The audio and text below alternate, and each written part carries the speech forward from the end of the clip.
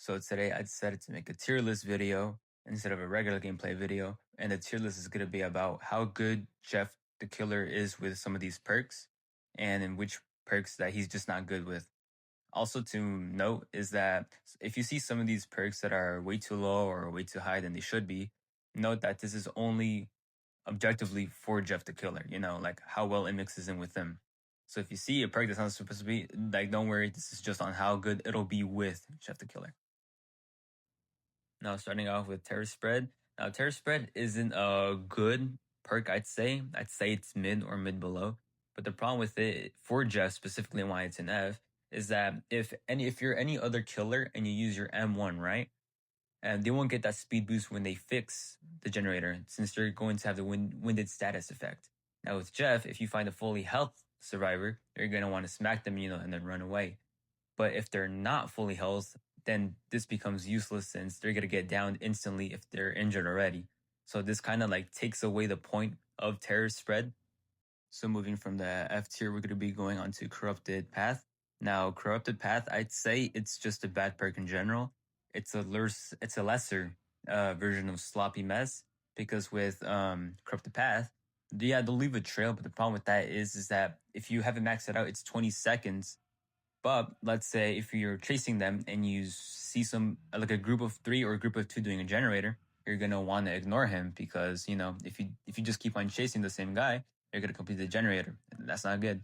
Now, it's a lesser version of Sloppy Mess. Since Sloppy Mess, it'll just stay permanently. They're going to bleed more. They're going to 25% less healing. So Corrupted Path, I'd say, is just a bad perk.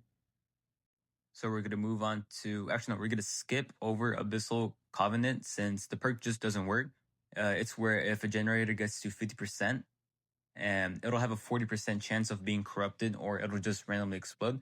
But that only happens twice per match. And it's just a really bad perk. Like, it hasn't activated for me ever. I have it maxed out.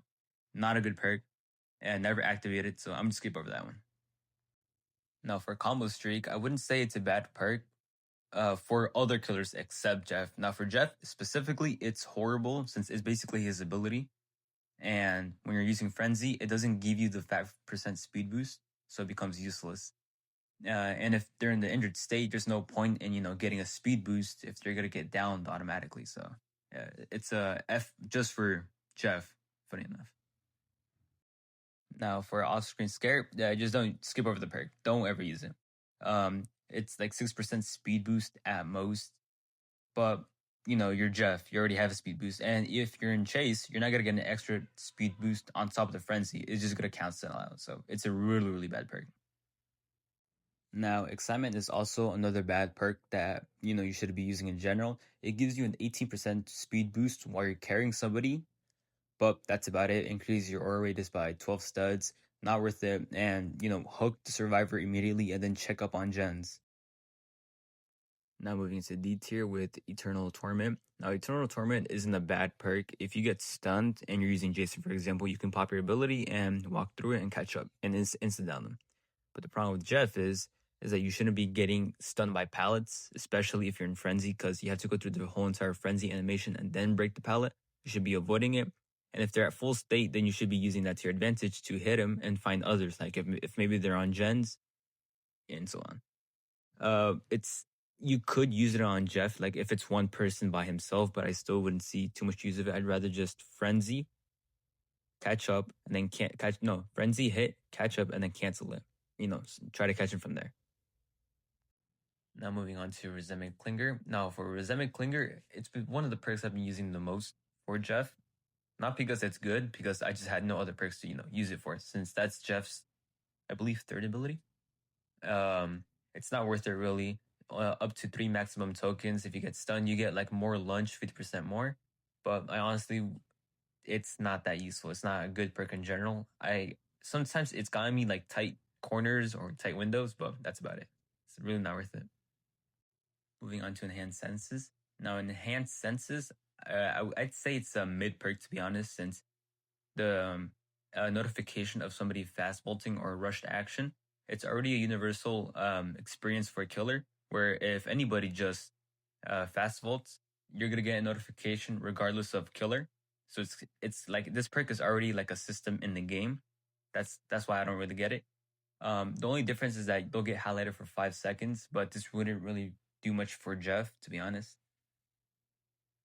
Now moving on to hard swing. Now hard swing isn't a bad perk, but the problem with it is that in order to get the winded status effect when you hit somebody to quickly catch up, since you won't get that speed boost. Problem with that is if you're in frenzy, each time you hit somebody or you're trying to catch up to one person, when you hit them with frenzy, you're gonna get the speed boost either way since it's not a basic attack.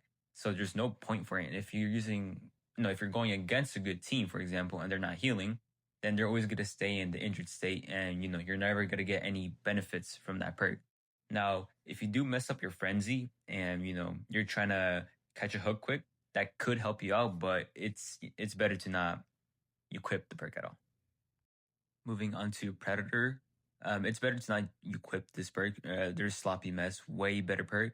I actually meant to put this in the F tier because it's really not that good of a perk in general. You get to see their aura, but you can hear footsteps. You can hear in some maps, you can hear doors opening. You can hear footsteps. A lot of can happen. You can see blood, so it's just not a good perk at all. Skip over it.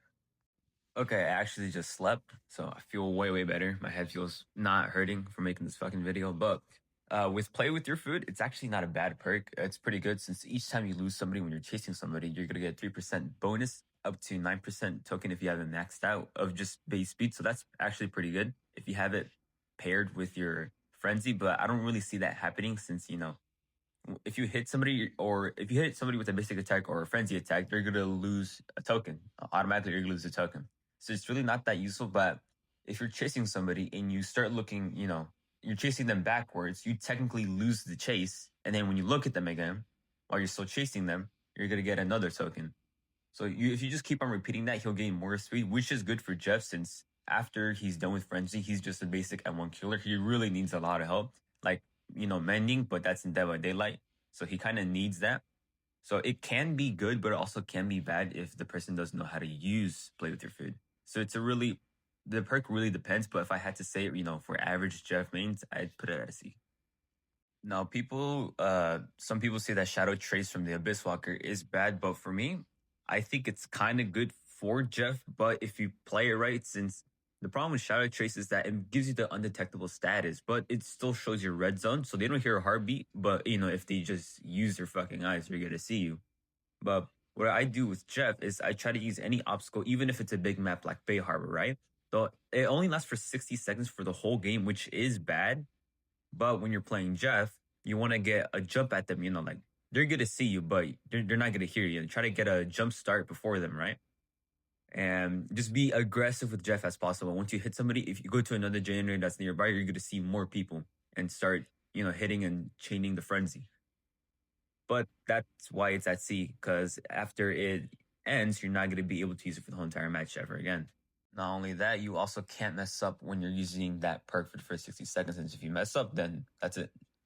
Now for Brutal Strength, I'd say it's a good universal perk. It does help out Jeff a lot.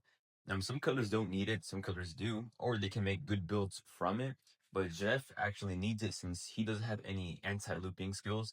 And if everybody's injured and they're not healing, meaning that they're a good team, that you're gonna try and end the chase as quick as possible. There are some pallets that do need to break, like you just had to for the map, and it helps out with generator to break it.